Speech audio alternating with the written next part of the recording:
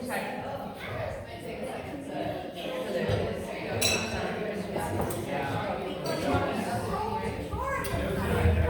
everybody, thank you so much for staying today. If you need more wonderful coffee, cake, or snacks, that is compliments of Molly. Thank you, Molly. And on behalf of our team, I just have a couple quick announcements and then we'll turn it over to Pastor Elle. First one is, for those of you who weren't able to come this past Wednesday, I would just want you to know how much work that Jan and Pastor Allison put into it. All the tables were so beautifully set. There was candlelight. She played her violin, and Luke played wonderful piano music. We had a great dinner, great discussion. Don't be scared off by the discussion part of it. You can talk as much or as little as you want, but they were really, really great services, and we hope that you can come join us at least some of the Wednesdays. Is this week broccoli cheese? No. What's this one coming up, Jan?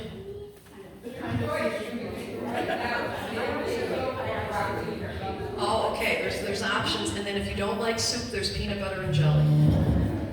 And Vinny had enjoyed the toast, and I think maybe the PBJ or the soup. I don't know, but you can have whatever you want. All right, and then if anyone is interested in these wonderful books by Pastor Elle, they will be up here at the table. And then the Queer Virtue books, these are what we're going by on the Wednesday night services. And there are some on everybody's table to see. There's a suggested donation of $10, but they are free to take if you'd like. And then our new suggestion box. If anybody has any comments, concerns, beautiful. So this will be out in the lobby, but today it will be up here on this desk. Anything that you want to write, positive, negative, any questions, anything you'd like to see us do, please let us know. And we do not have an exact date for what's coming up in April, but we will be doing a monthly gathering in April, another one in May. So just stay tuned. The biggest thing for right now is please come to the Wednesday nights. We would love to have you. Without further ado, Pastor Elle. Awesome. Thank you so much, and thank you for the invitation. I've said this to a couple people here, but I get to be here like every few months, so it kind of feels like my home away from home, like my my vacation home. Like I just come over here once in a while. So it's really good to be back here with you all. Thank you all for all of your kind words. Again, my name is Elle Dowd. I use pronouns like she or they. I'm a pastor in the ELCA. I work with campus ministry and the unhoused population in downtown Chicago. I'm a community organizer, an author of that book, and I live in, right now, Bolingbrook with my 2 teenage daughters from Sierra Leone and my spouse, who's also a pastor. He's a pastor in Darien, and he organizes with Veterans for Peace. The plan for today, I always try to give you all a say in the plan instead of me just coming here and telling you what we're doing. So you let me know if this sounds good. I was going to tell a little bit more about my own story as a queer Christian. You heard a little bit during the sermon. So tell a little bit of my story, give some touchstones or things to remember as you continue on this RIC process. Some time for discussion and reflection, time for questions. Does that sound good? Cool. Awesome. That's great. Well, again, I grew up ELCA Lutheran, so I grew up in this denomination. I was baptized Lutheran, I was confirmed Lutheran, and I felt a call to ministry from a young age. Looking back, it's really interesting, now that I'm very out, and now that I've accepted more of who I am, looking back at my life and being interesting. I grew up always feeling like a little bit different, right? I think that's a pretty common feeling, a lot of people feel that way because we all are different from each other. But looking back, I always had this feeling that I just didn't quite fit in, or I just wasn't really like everyone else. And looking back, I think part of that was being bisexual and not really being ready yet to recognize that. I had some really intense internalized biphobia. Internalized biphobia is kind of inside myself, believing very sincerely the lies that the cis heteropatriarchy or the homophobic society would say about me, hearing those lies and really internalizing them deeply. And so even though like I can remember like having crushes on girls from a young age, I even had a girlfriend in junior high. Her name was Melissa. People knew she was my girlfriend. But somehow I just kept telling myself that I was straight, right? Like you can see these contradictions, but that's how deep that my internalized hatred was for myself. Was like, oh, this can't possibly be true about myself because, well, I also date boys, right? Or this can't be true about me because that would mean that I'm like bad, and then I'm not ready to deal with that. In 2009, I talked about how that was like a really big year for me in my own sort of self-discovery.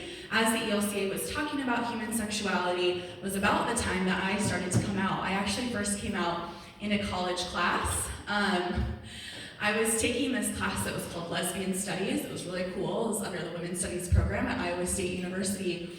And what they did was we read a lot of books, and then like every week we had to write journal reflections, right? So like every week we're like really deeply reflecting on these things that I read, and it kind of became harder and harder for me to like live in this denial about who I was. So I have a really nice coming out story. That's not true for many, if not most, of my peers. Like I came out first in my college class. My very sweet Gen X lesbian professor baked me a cake. It was very nice, right? It was a really beautiful experience. However, I did not receive that kind of welcome and affirmation in church. As you heard, my home church left the ELCA, and even though I wasn't out to them, they pushed me out. Luckily, that was not the end of the church for me. It could have been, right? Like a lot of people who are treated that way by the church don't stay.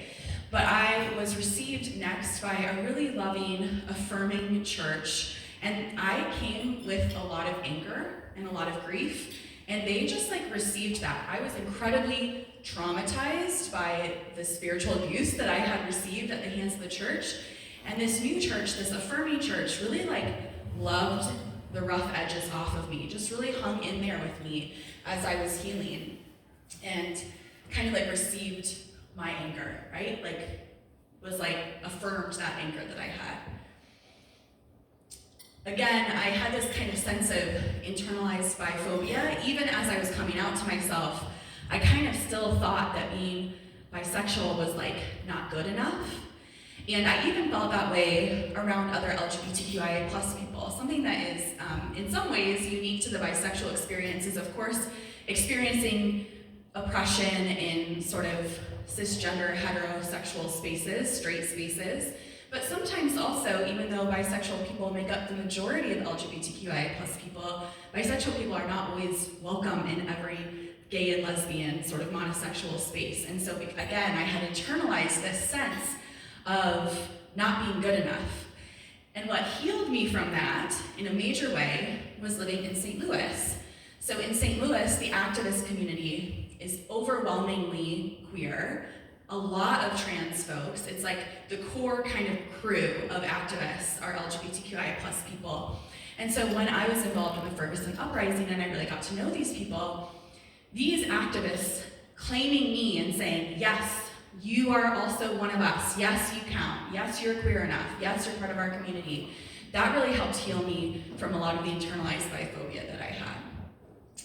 In 2016, the Pulse massacre happened, which many of you probably remember, when a queer nightclub was shot up on a Latin night in Florida.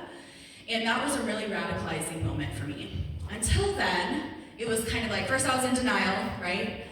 Then I was kind of like out to some people, right? Kind of, it was an open secret. A lot of people in my life knew, but I really didn't talk about it a lot. I really was only just beginning to be a part of LGBTQIA+ communities and going to LGBTQIA+ spaces.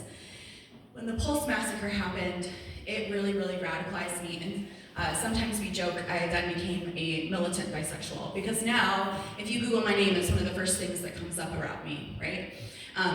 To me, it really clarified how important it is to be true to yourself, to like share about yourself if you're like ready and feel comfortable, and to claim your space in the world, and especially in church spaces, right? So after the Pulse massacre, it became a thing that I talked about and a thing that I actively sought out, these LGBTQIA+ spaces and community. So now I'm like all in on queer theology and queer biblical interpretation. I am getting my PhD in theology, and it's especially on bisexual theology. So like all day long I get to read and think about these things and write about these things. And so as you might be able to tell from like the collar, stole, we're in a church, I'm getting a PhD in theology, I've like bought into the church thing, right? Like I'm still here, I stayed, I'm like all in on the church thing. And yet, I have to tell you, every time I come to do one of these talks, my heart is pounding. I don't sleep the night before, I got 3 hours of sleep last night. I've been here, I know y'all, right? But that spiritual trauma is really, really real. It's really, really real. It's really, really painful. There was a time when I was brought in to speak to a church in Aurora, and it was the year that Aurora had their first Pride Parade. Y'all remember that a few years ago? And so this church brought me in to do just like some workshops, this sort of thing. And every time before I go into a church, my heart is like pounding, and I'm like, is it okay? Am I gonna be too much? Are they gonna accept me? I don't know. And I went into this church in Aurora, and I was doing this workshop, and I heard there was suddenly like a very loud noise. And I jumped out of my skin, just screamed a little bit and jumped out of my skin in response to this loud noise, because I was sure someone was throwing a brick through the building or something, right? I was sure something really bad was happening. And it wasn't. A door had closed, slammed closed on accident, right? It was nothing.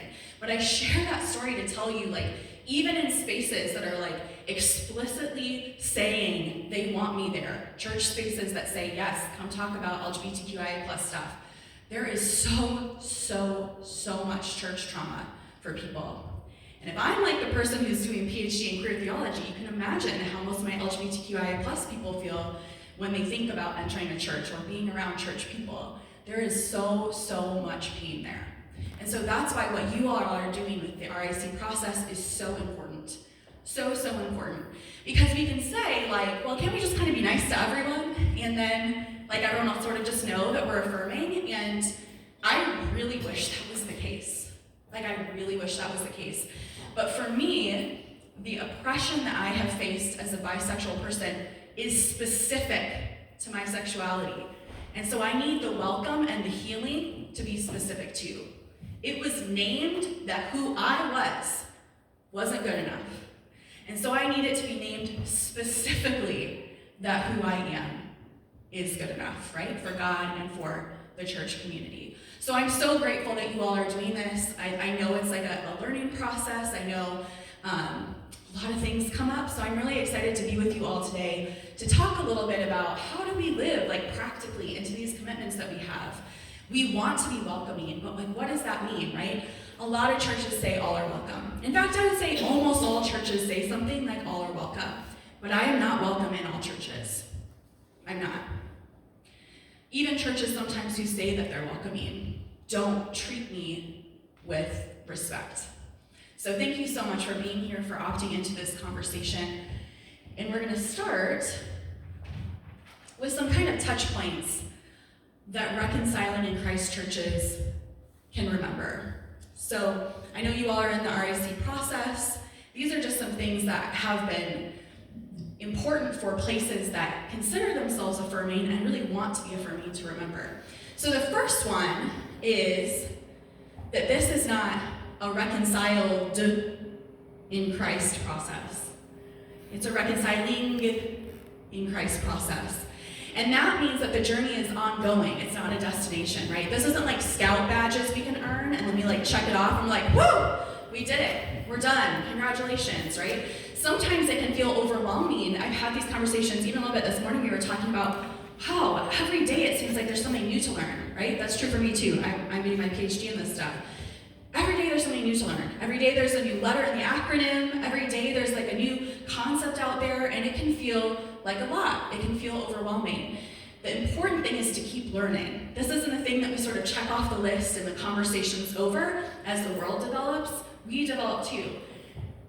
And if we're willing to be courageous, it can actually be really exciting. Because the reality is, with all these new things that we're learning as a society, the new terms, the new conversations we're having, what they are is more and more opportunities to understand ourselves better, understand the world and our neighbors better, and understand God better. So as new terms pop up, instead of being like, oh gosh, I have to learn another thing, it actually is like, wow, this is really cool. We're watching the unfolding of our self-understanding as a community, and this is an opportunity for us to learn.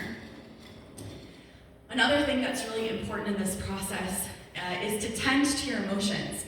And the RIC process is really built for this because it's built around conversations, education, all that kind of stuff.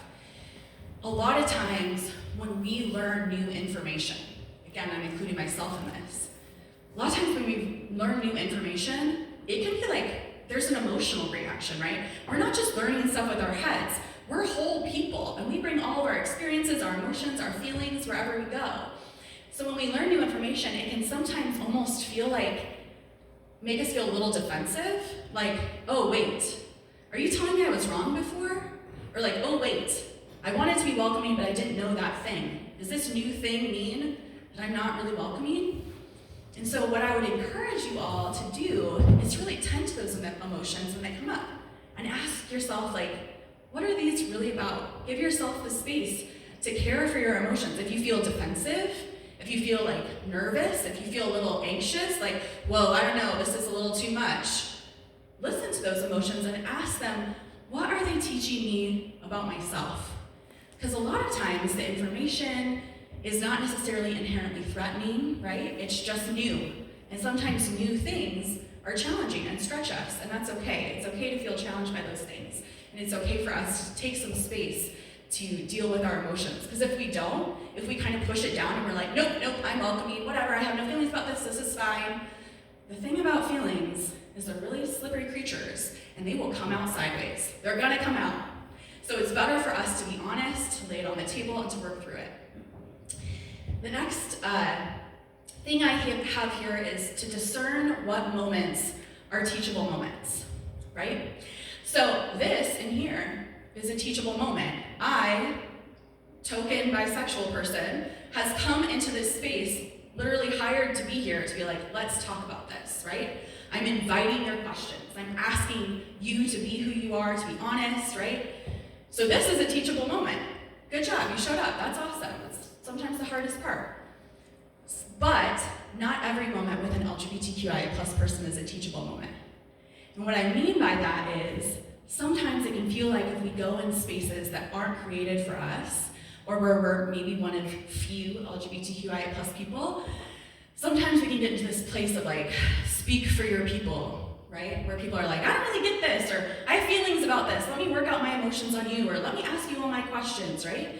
And so it's good to ask questions, but just kind of to keep in mind, okay, is this person here in a teaching role to teach me, or is this like a neighbor to be loved in this moment, right? And are there other ways that I can get that information? Are there other resources? Can I talk to Pastor Allison? Are there books available for me? So to name again, this is a teachable moment. If you have questions, don't worry about saying it the wrong way or, I don't know, hurting my feelings. This is what we're here for today. So thank you so much for showing up. Another thing that affirming churches can remember is that it's not one size fits all. Even within the LGBTQIA+ community, maybe especially between the LGBTQIA+ community, there is so much diversity. Each one of those letters has its own culture and subculture and needs and experiences and risk factors. And then of course, even within any community, there's diversity, right? No one is the same. And so sometimes I go to churches that are like, oh yeah, we are definitely LGBTQIA+ affirming. But then they don't know anything about bisexual people or our experiences. And the language and the programming is never geared towards us. It doesn't always have to be about us, right? But sometimes it's important to make sure that we are particular in our language and clear about who we're actually welcoming. And to do that, we have to learn about each other. This goes on the individual level as well. I had a question earlier, which was an awesome question that I meant to address in my intro and didn't. I had a question earlier about my pronouns. Like it says I use she or they, and someone was like, which one of those is like your fave, right? And I said, for me, she, they means either she or they works. In my wildest dreams, you would alternate and use both. But if you use she or you use they, you're never wrong, right? And it was really good for that person to ask, because that's how I feel about she, they pronouns. There are other folks who use she, they pronouns differently, right?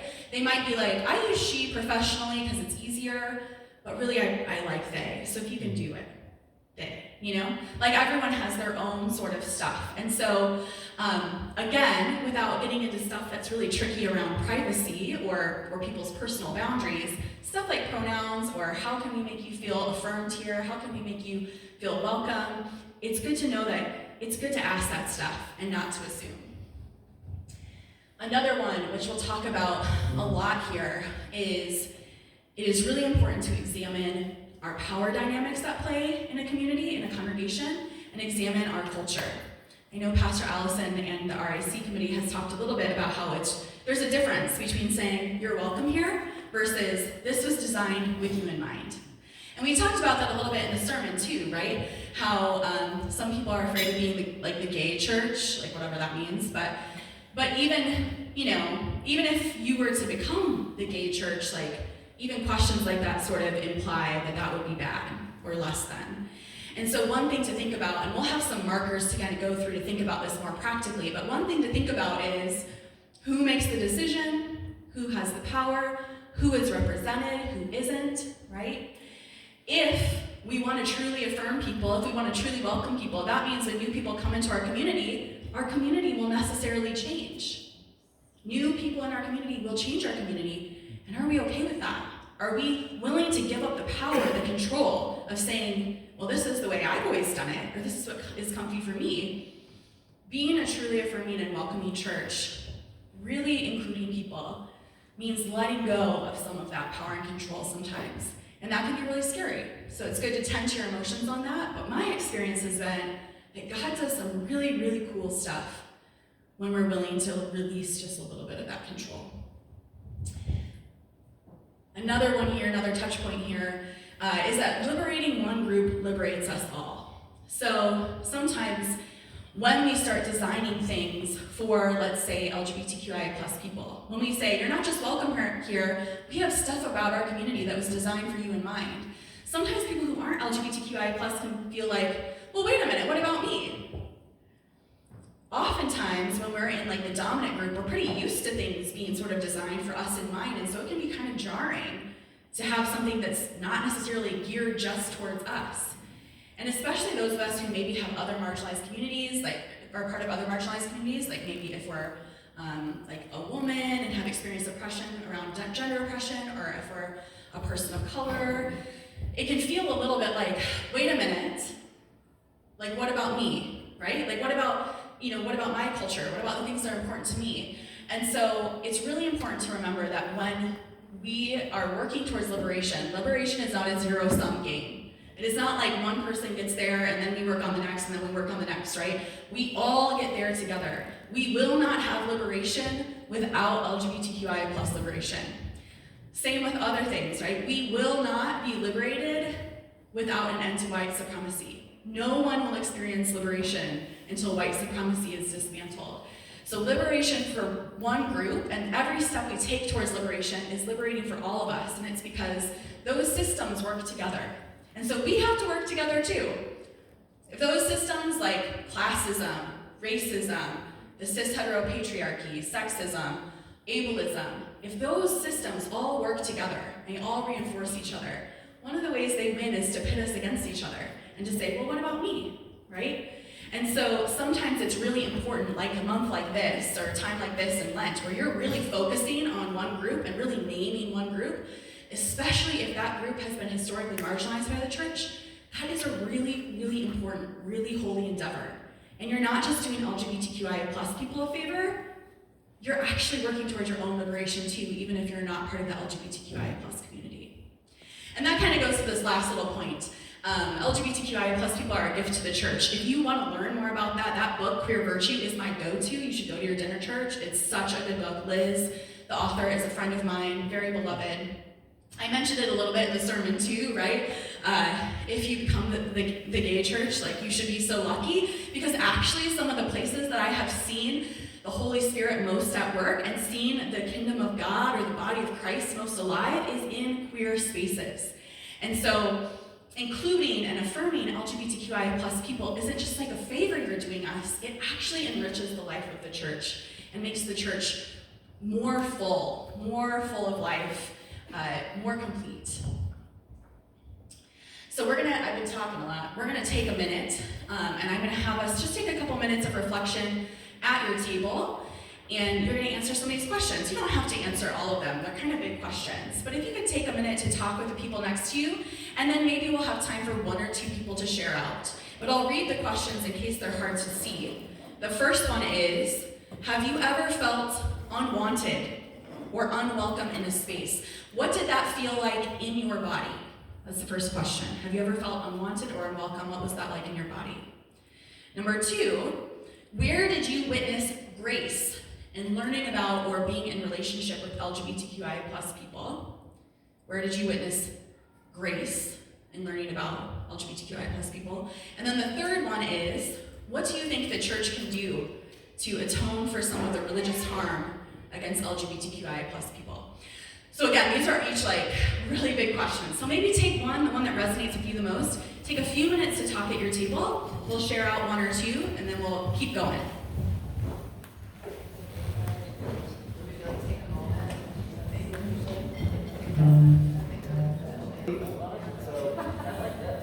Awesome.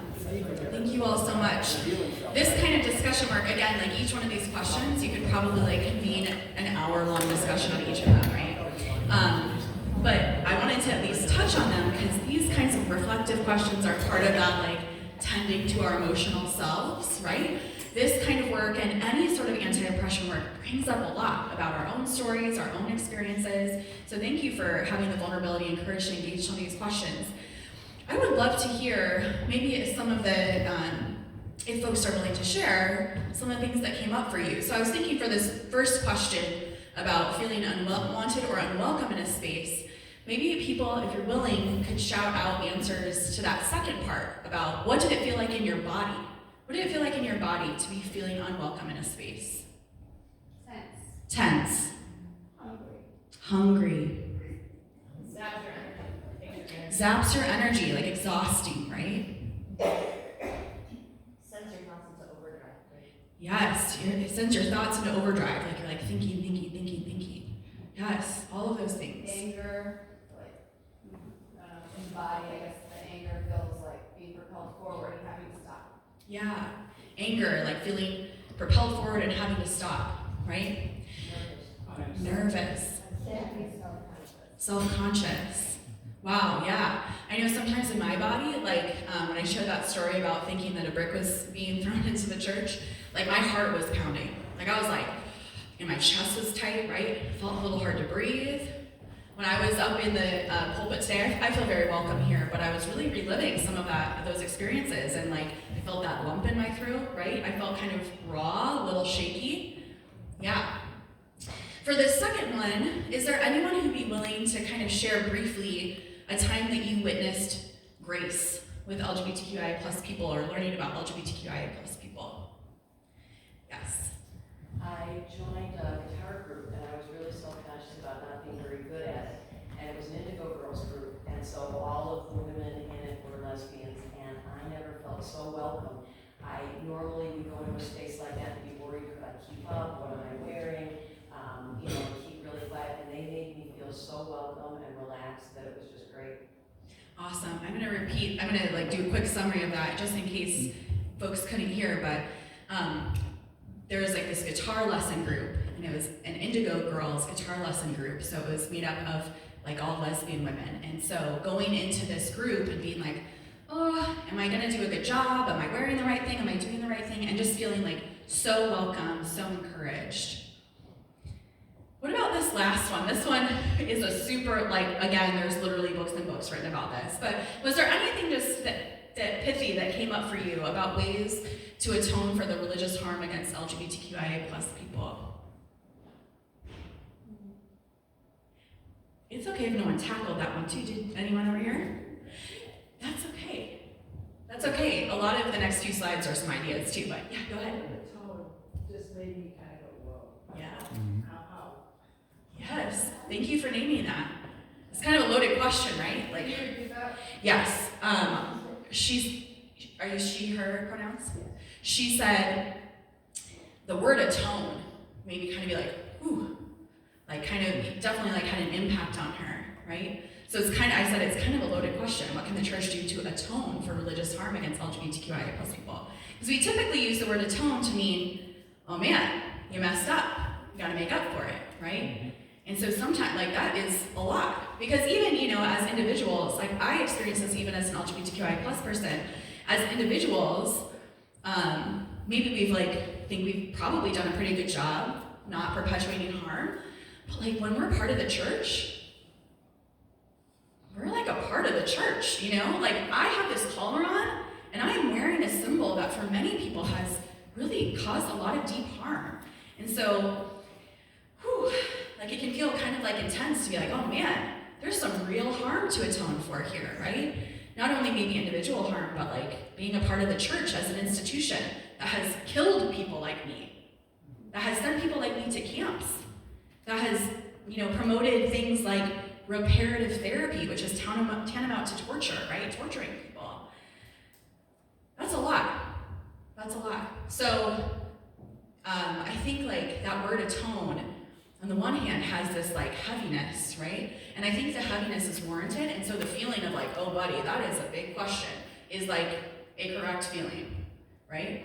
Like that is another example of paying attention to your feelings. And in our individualistic culture, it can feel weird to sort of like feel collectively responsible for things. And so pay attention to those things, right? The good thing is, like there are ways that we as the church can atone for the harm against LGBTQIA plus people. You are not like bad or disposable because you're part of the church and because the church has harmed LGBTQIA plus people. And the church, I think, is also redeemable. I'm still here, right? Ask me tomorrow, might be a different question, but I'm still here, right? So I think that there is a path forward, but it's an active path. So thank you all for engaging in this stuff. We're gonna keep going, we can talk about some of those things. So there's a lot of words up there. Pastor Allison and I think the RIC committee also has access to this if you ever wanna go over it more deeply. But I'm gonna talk through some of these markers of an inclusive church, and then, surprise, there's more markers of an inclusive church. I'm gonna kind of touch pretty briefly on each of them, and then we're gonna have some reflection afterwards. But what I'm gonna invite you to do is pay attention to your feelings in your body when you hear some of them. Because I don't know, but I could guess that maybe you'll hear one and be like, listen, I wanna welcome LGBTQIA plus people, but that is too far.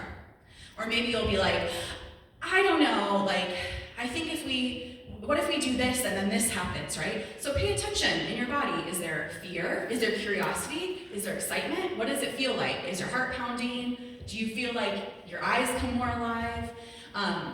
These markers of an inclusive church are really, really important, and it can feel like there's a lot, right? It can feel like, oh, there's this whole checklist. But again, part of the freedom of being a reconciling in Christ's congregation as opposed to reconciled is that we are always becoming. We're always learning more. When we learn more new things, then we get to do better every time. So each one of these like little points is not an indictment on this church. It's an opportunity to live more into your values, right? It's not me saying you messed up, get it together. It's more, think of it like opening us all up to be like, wow, there's even more ways that we can be hospitable and include LGBTQIA plus people. So these are markers of an inclusive church. Like if you go into a church, a congregation, you would notice these things. And it says, regular participants in the congregation, that'll be y'all, are familiar with various LGBTQIA plus identities and terminology. So one way to work on that is through the RIC process and some education processes, coming to workshops, and learning like what do all those letters mean? Why does it matter? Regular participants of the congregation often use they, them pronouns correctly. That would be another marker of an inclusive church. I would say, use all pronouns correctly, but sometimes they, them is one that is challenging for people. And part of this is like a grammar thing, but part of it's also like an internalized thing about how language works. So, yes, we're used to using they to mean a group of people. Now come with me to a coffee shop. You just sat down. There's a backpack next to you. You turn to your friend and say, someone left their backpack here. I hope they come back. They need that backpack. That's their backpack. Are you talking about a group of people? You're talking about one person, right? But you don't know what their gender is. So you're using they, them for one person. So one thing that I've done, now I use she, they pronouns for myself, so it's a little bit more natural to me, but not always. When I have a person in my life who has changed their pronouns, I don't get it right every time. A very dear friend of mine, Lenny Duncan, who wrote Dear Church, maybe you're familiar, has switched to using they, them pronouns. And I'm frequently having to correct myself, right?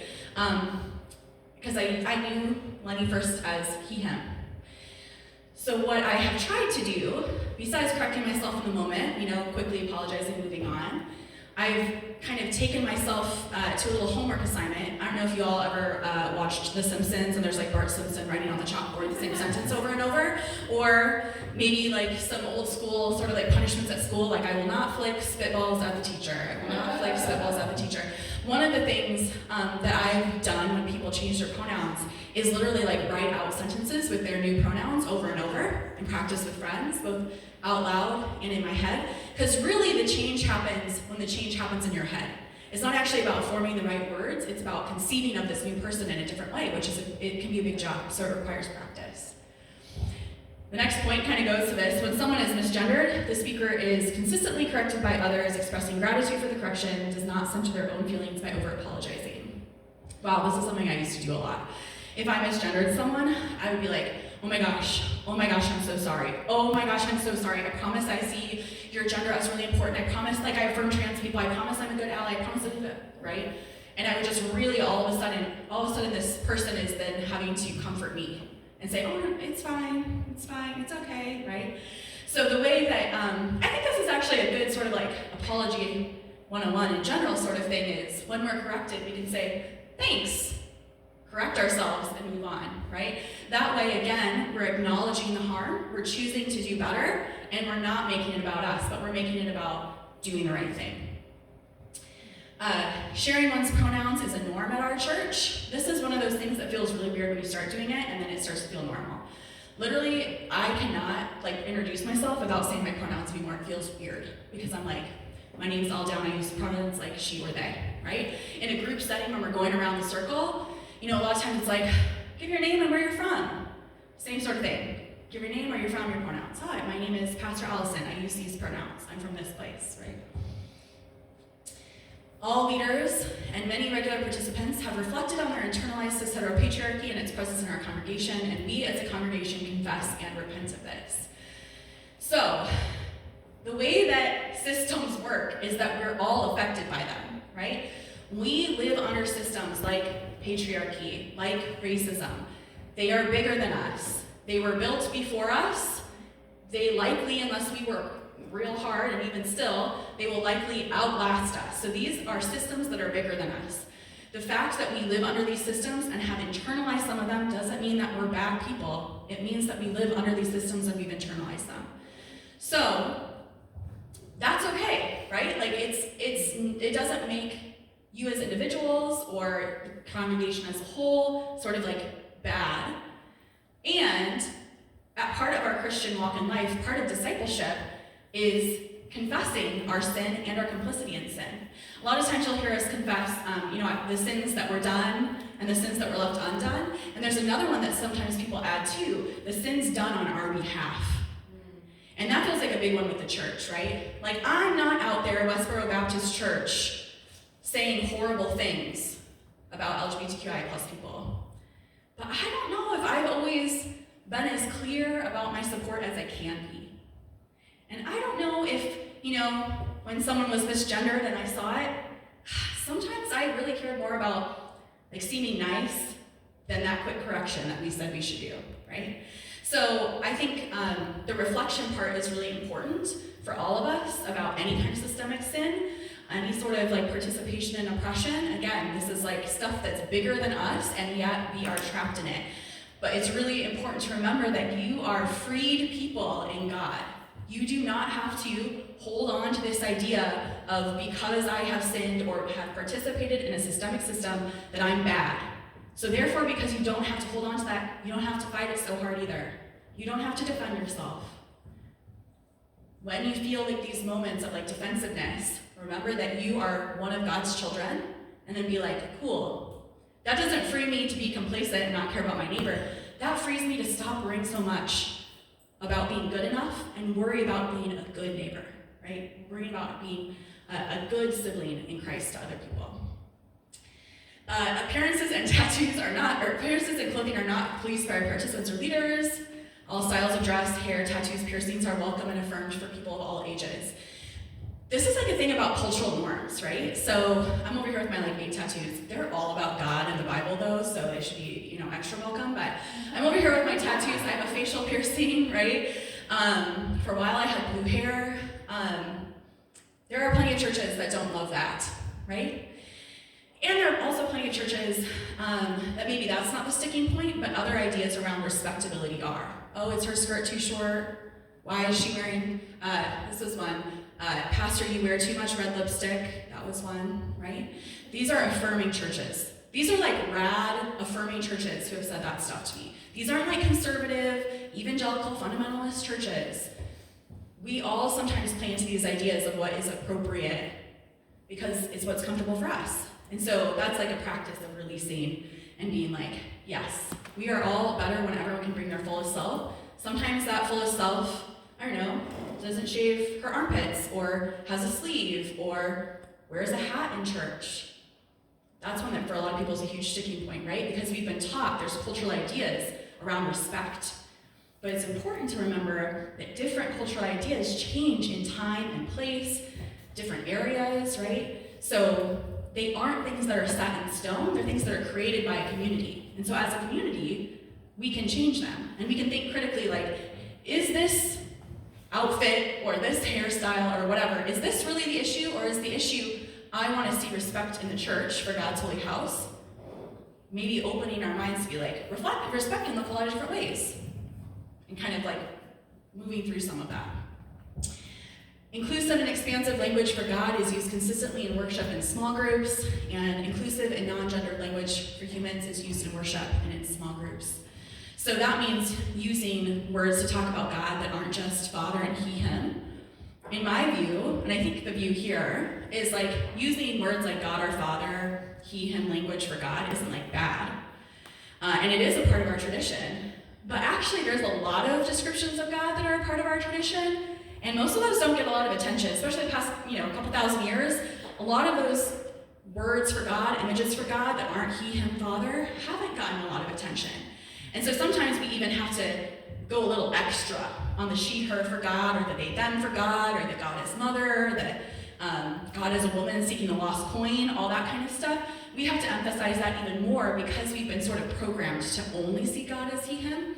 And that not only harms people who, aren't men, but it limits our view of God. Because the thing about God is indescribable.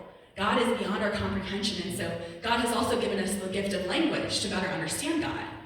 But every metaphor we have, every image we have, comes with both gifts and limitations. It illuminates something to us about God, but it also isn't the whole picture. So in order to get the whole picture of God, we need to use a variety of language, a variety of metaphors, a variety of images.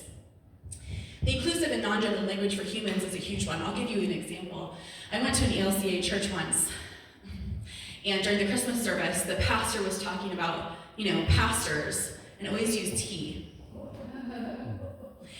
If you pay attention, on social media and stuff, there's a lot of, memes and stuff about pastors. They're like, pray for your pastor, he's really going through it. Pray for him and his wife, right? And you can see how that's an assumption that leaves a whole group of people out. So similarly, when we use, particular gendered language for humans, it leaves all kinds of other humans out. And a lot of times we actually are more correct, concise, And queer, when we use language that isn't gender, we've kind of, for example, moved away from saying like mankind and being like humankind, right? And at first it feels weird, you're like, humankind? Seems a little, I don't know, new agey or something, but then now it just feels normal, right? It used to be like, I don't know, stewardess, now it's flight attendant. And maybe it was like a little bit of an adjustment, but to me, I like don't even know the word stewardess. Like I had to think about what that even was. So it gets easier the more you do it. I promise we'll have time to talk after these. All leaders and the majority of regular participants are aware and sensitive to the trauma LGBTQIA+ folks have experienced in church and seek to create trauma-sensitive spaces. This is about reconciliation, not just inclusion. So that's kind of some of that fear that I spoke to, and I'm not saying that all LGBTQIA+ people feel the fear in the same way, but I have yet to ever meet an LGBTQIA+ person that doesn't at least feel a little bit stressed out or afraid of the church. So being trauma-sensitive requires whole kinds of training and learning, but a lot of the ways that we do it is being sensitive to people's boundaries, particularly around things like consent and touch, not sort of like peer pressuring people into stuff. So that's something that we can all work towards. Congregation members are theologically grounded in queer inclusion as a primary value and exposed to queer theology. You were exposed to some queer theology this morning. So there's a lot of these things that you all have been doing and can do more, but like you can also be like, really congratulate yourselves on the work that you've done and the way that these markers show up in your communities. As we keep going, and definitely keep sort of like keeping track of which one of these feel hard to you or which emotions are coming up. And don't forget to feel that celebratory feeling about the things that you're doing. There are a lot of churches that like are not having these conversations yet, and it's a really big deal that you are. So being exposed to queer theology is a big one.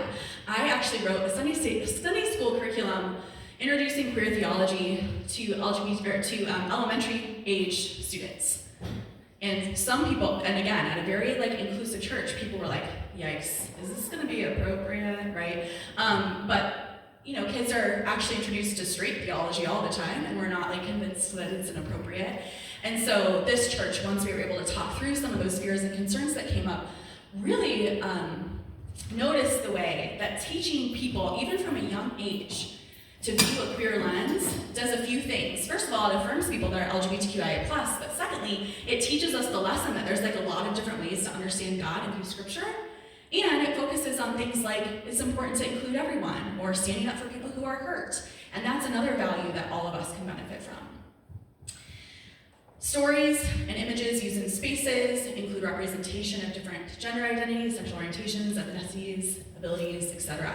This is again stuff around imagery, right? If all of our pictures of Jesus are like, oh, white guy who looks like he goes to the gym a lot, we're gonna only really associate God with white guys who go to the gym a lot, right? And that leaves a lot of people out. So it was cool that some of the imagery, for example, in the front of your bulletin this morning was queer icons of Ruth and Naomi. Like that's a really cool thing. Gender neutral bathrooms are easily accessible. This is a big one. This is a big one I notice, especially as I'm like exploring more about my own gender. I feel so much better walking into a space and seeing gender neutral bathrooms. And this is one of those things that like has like a literal cost associated with it sometimes, right? You all have done a great job of putting up signs, finding a way that works for you. But like sometimes being welcoming involves things like the physical structure of our buildings, which involves like planning and blueprints, and I don't know, I'm not an architect, but all of that stuff, right? There's a lot of time, money, and energy that goes into how your building is designed. And so being truly inclusive means thinking about LGBTQIA+ people in the planning and designing of those spaces. And in moments where we don't, finding a correction or finding a way to sort of mitigate that until there's a way to sort of like fully correct it.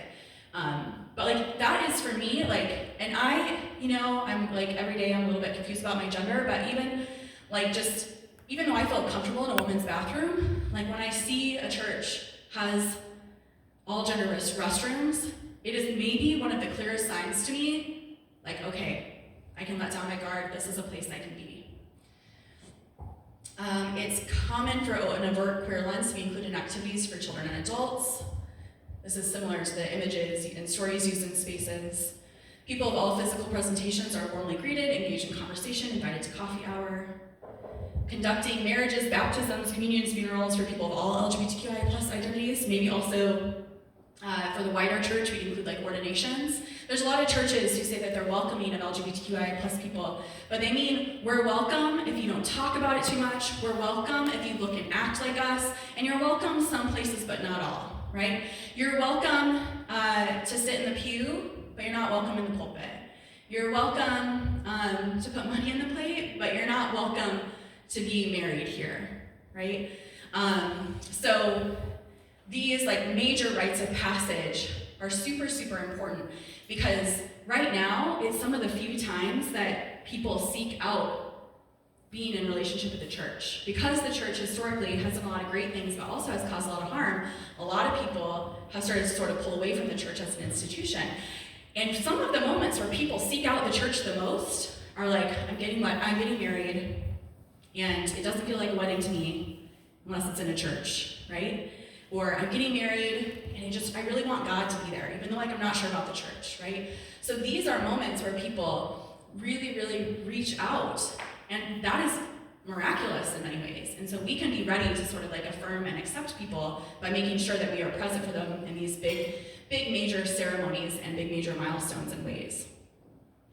We call and hire staff members of all sexual orientations and gender identities. This is kind of similar to what we were just talking about, where it's like many times people are welcome as participants but not leaders, right? Or this is a thing that I have also gotten a lot. It's sort of like, okay if you're queer, but like, do you have to talk about it all the time? Do you have to talk about it from the pulpit, right? And that is one of those things too, that's like, this is pushing towards, instead of saying, we fully welcome you and all of you and think that you're a gift, not a liability, it seeks to like diminish us and make us easier to fit into like a certain mold. So part of being truly inclusive is about truly celebrating people in leadership positions of different sexual orientations and gender identities.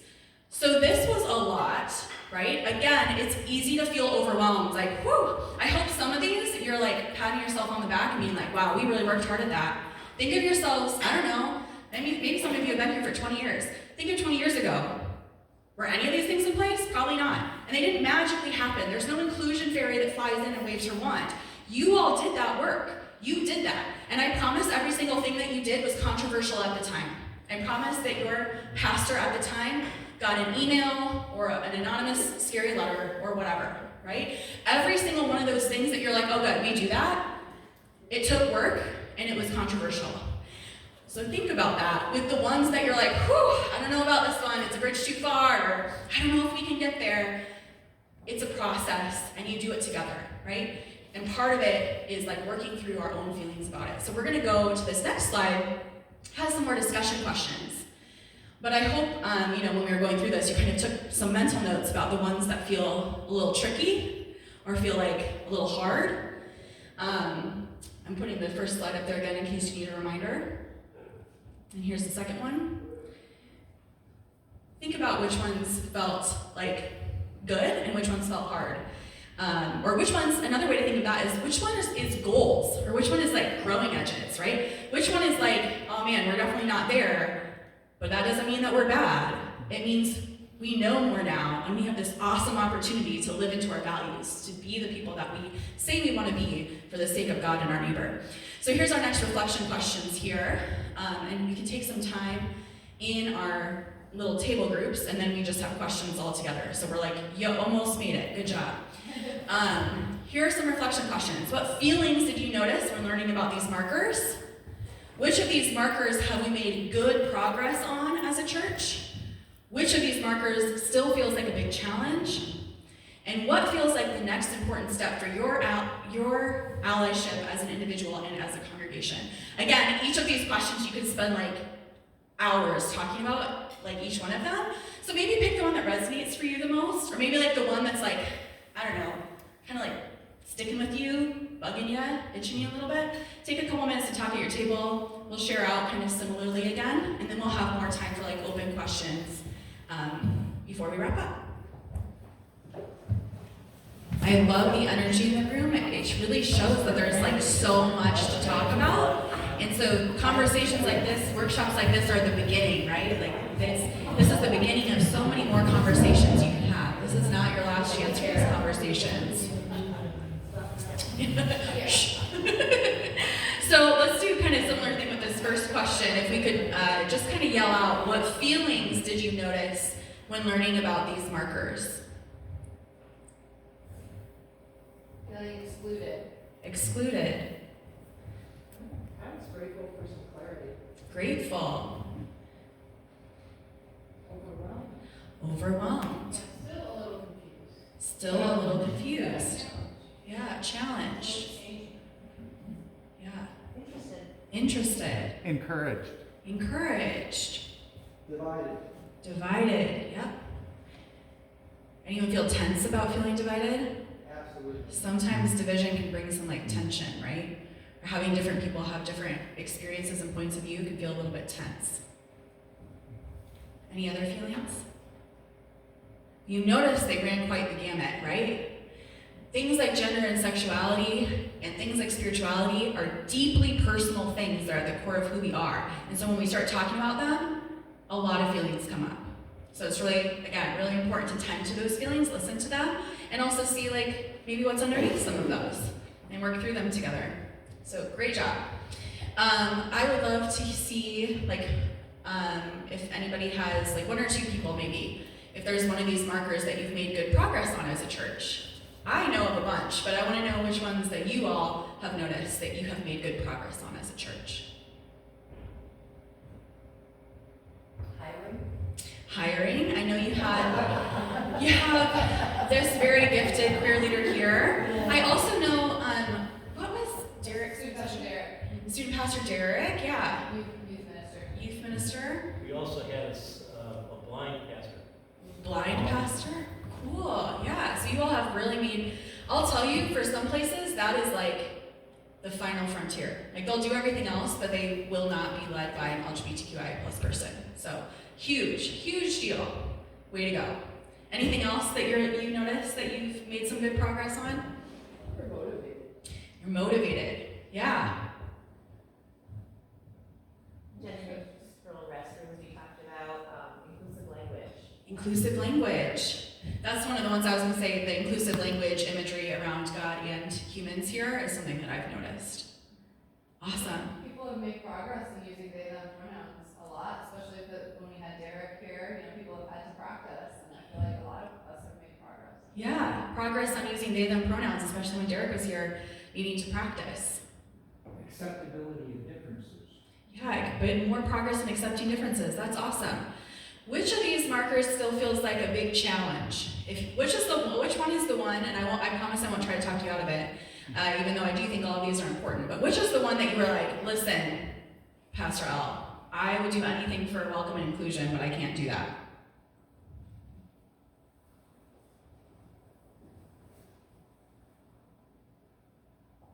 It's okay. Yeah, back here. We were talking a little bit about, incorporating this into the Sunday school part and starting to think about, because it's identity and sexuality. Yeah. And so are we okay to start talking about sexuality? Right. We don't talk about it right now really Yeah. with the younger kids regardless. So Yes. what do we do about that? Yeah, so bringing up that sometimes like figuring out how to talk about this stuff with kids feels like a big challenge, right? Age-appropriate ways to talk about things with kids around gender and sexuality, and particularly maybe the sexuality component. What does that look like is a big challenge. I think there's some fear around that too. I know one thing, sometimes those of us who are in the mainline churches like the ELCA, sometimes we're like, whew, I'm so glad we're not like those fundamentalists over there. All they do is talk about sexuality, right, in a bad way. And so we're so glad we're not like them, right? But then when we don't talk about that stuff at all, it kind of leaves a vacuum. And there's like not this like sort of church voice, like, well, if not that, then what, right? And so it's hard, there's a lot of fear there. But, I will add to that, I think there's age appropriateness. Yes. Because young minds are developing, Totally. and kids experiment, boys dress up as girls, Yeah. both girls do, that's just Yeah. part of childhood. And then Totally. minds are developing and they're doing these different things.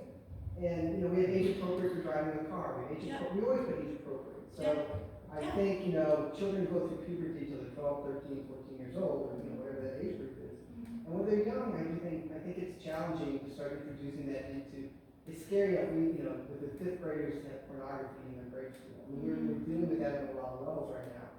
And kids can't process that.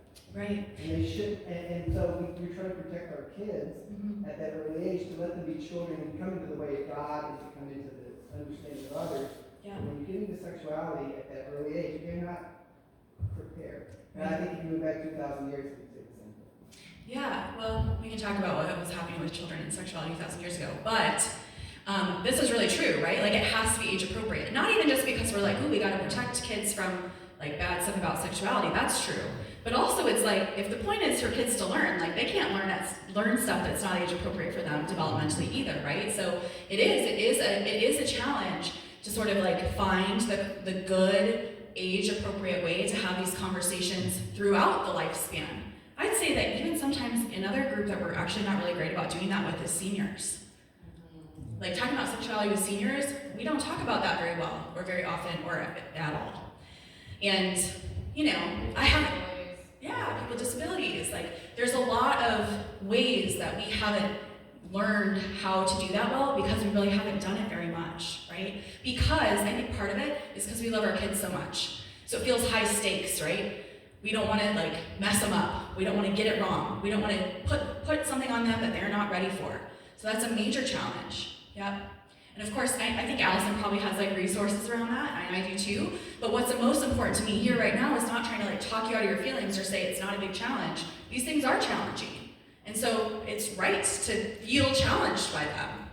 They're kind of a shift in thinking. They require some energy, right? It's not a thing that just happens. You don't just like wake up one day and know how to talk about queer theology with 6-year-olds. It's not like a thing that anyone's born with, right? It's a thing we have to work to figure out the right way to do. What other things feel like a big challenge? Allison? I think the one about reflecting on our like, internalized cis-hetero patriarchy feels really challenging. Mm-hmm. I think it's hard to like admit that we're part of that system, and then it's also hard to navigate in terms of like, what about those who are cis and those who are heterosexual and those who are white and those who are male? How do we reflect on those things without those people feeling like demonized? That like because they're that thing, that means that they're bad. Right. Even though, you know, these negative structures have been built on those things, but how do people separate that out from like me as a cis white straight male? Right. As that doesn't mean I am bad or I am not welcome. Yeah, that is really hard. I think that's incredibly countercultural too, because our culture really thinks super individualistically, and our culture tends to throw people away when they don't meet our expectations, right? So many of us learn from a young age, if you don't do the right thing, or if you mess up, or even if you do the right thing but you're associated with something that someone else doesn't like that's kind of been like punished in us from a young age. And so it's really hard to like think about being a part of systems that are bigger than us and what that means for us. Like, that is a huge, huge challenge. It's like incredibly countercultural. What other things seem like a big challenge?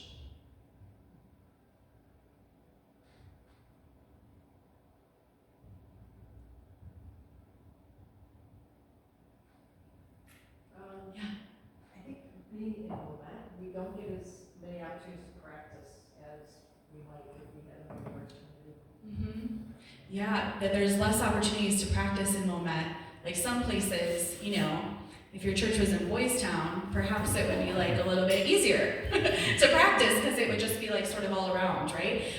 Whereas, you know, again, I live in the suburbs now. I grew up in the suburbs, didn't live there for a long time, and now I live in Bolingbrook. And you know, obviously, all kinds of difference exists in the suburbs, but there's some heavy pressure to be like everyone else and sort of like measure up to everyone else.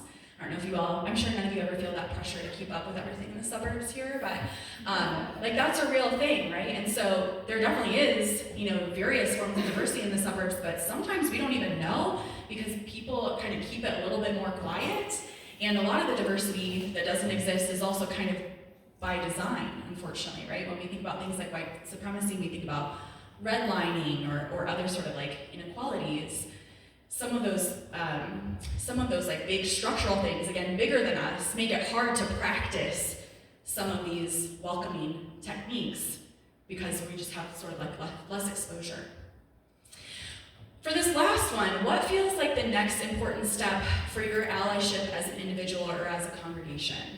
I'm not going to have you say that out loud because I actually think that's the sort of thing that, especially as a congregation, that you all decide together. What I want to do is I want to give you like a couple of seconds to like take a deep breath and think about it so that when this next conversation happens, maybe at dinner church, maybe at an RIC sort of meeting, maybe another workshop, maybe a conversation with Pastor Allison, you could be like, yes, there are so many markers of an inclusive church. We got some of them we don't. This feels like the next piece of the puzzle for me. So take a deep breath, just a couple seconds, and think to yourself, kind of imprint on your heart, what feels like the next step for you, and maybe for this congregation?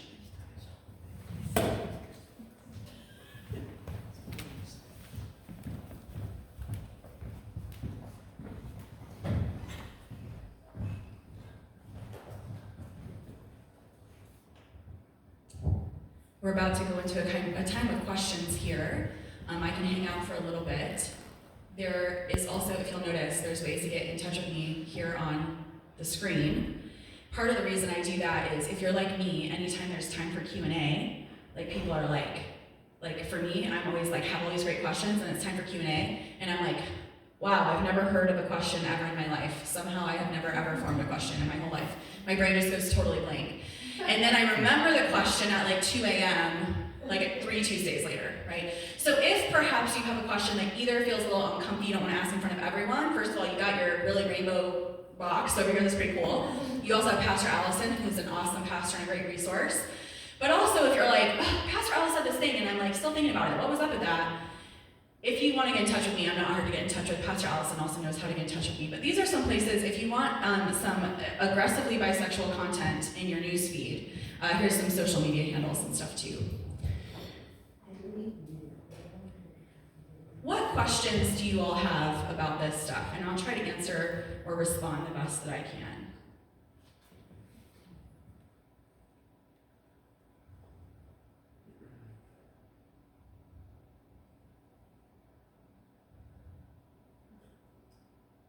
I have a very challenging question. Sure, go ahead. I'm tempted not to ask. I'm really glad you're asking. So, you know, we were talking about this, and so the Bible, Scripture challenges all of us. Yep. We're all failed. We're all sinners. None of us are perfect. We all have our own faults, our own desires, our own inability to control how we feel about certain things. Sure. Okay. Across the board. So in mine. Yep. But there are challenges in the Bible, I think, that, you know, there are certain calls to say these are the lines that you cannot cross or should not cross. These are the laws laid down. If you read, you know, you can pick apart, and especially when you get into Corinthians and Acts and Romans and all this stuff. Yep. Paul, you know, there's a great passage in Paul I actually just recently read, you know, where under Christ, you know, we're like Jewish or, you know, Greeks or male or female or Yep. you know, there's this passage that we are all welcome to Christ, and that's the whole point of view. Yeah. And we, you know, and so the role of the cross and the role of Jesus to die for our sins, to know that we are not perfect. However, there are other moments where it's, you know, how do you reconcile a relationship, wherever your relationship is, with one person, as versus how do you take that to go, okay, I have this one person in my life. However, I have other people in my life too, because that's who I am, whether I'm heterosexual and when I have, you know, multiple partners in an open marriage, or whatever, whereas, you know, where do we go with that idea of a commitment to one over the course of our lives? versus the commitment to one with boundaries? Sure. This is a great question. I'm really, really glad that you asked it, because maybe in this room, maybe other people are thinking this question, maybe not, but I will tell you that this question is a question that's being discussed in many spaces, in many places, right? And so the question, it's sort of like TLDR, was kind of like, Can you say what that means? TLDR means too long, didn't read. It's like internet speak for like summarizing something real quick. So there was many beautiful, very articulate thoughts in that comment, but I'm gonna boil it down and summarize it really quick. The idea was like, listen, we all have our stuff we want to do that we shouldn't do or can't do, right? Like there are rules that exist about how we are to live in the world. And, you know, not everyone does that perfect, none of us do that perfectly. And what do we think about, you know, sort of strictly monogamous relationships where it's like one person and another person and that's it, versus non-monogamous relationships that maybe include a different relationship structure that might include more than two people, like a triad or an open marriage, right? There's various sort of configurations. Like, what do we do with that? What I will say is the ELCA's official position on human sexuality is about monogamy. The ELCA recognizes monogamy. That's what the ELCA recognizes. I will also say many pastors, myself included, don't feel that way. And the reason that we don't feel that way is sort of when we think about a sexual ethic and how do we decide, sort of, right? Like there are these rules, right? Like it's not a free-for-all, we just do whatever we want all the time, right? So how do we decide? The way my sexual ethic works is instead of it being like, there's two lists. I'm getting played off, I feel like, it's okay. Instead of there being like sort of two lists, right, with the sexual ethic, where it's like, this is the do's and these are the do nots, right? There's two lists. You do this, you don't do this. Some people structure their sexual ethic that way, and I would say that that's how I experience the ELCA structuring their sexual ethic. Our sexual ethic is, there's a list of do's and there's a list of do nots. And every once in a while, some of the do nots gets moved over to the, this is okay now, to the do's, right? Like, and that's, you know, with LGBTQIA plus people, it was like, it used to be, you know, here's the list. You have to be straight, you have to be cisgender, one man, one woman, monogamy, that's within marriage, that's it, right? That's the list. And on the do not list used to be being LGBTQIA+, right? And with these two lists, the ELCA has now kind of moved being LGBTQIA+ over to this other list. So that's one way of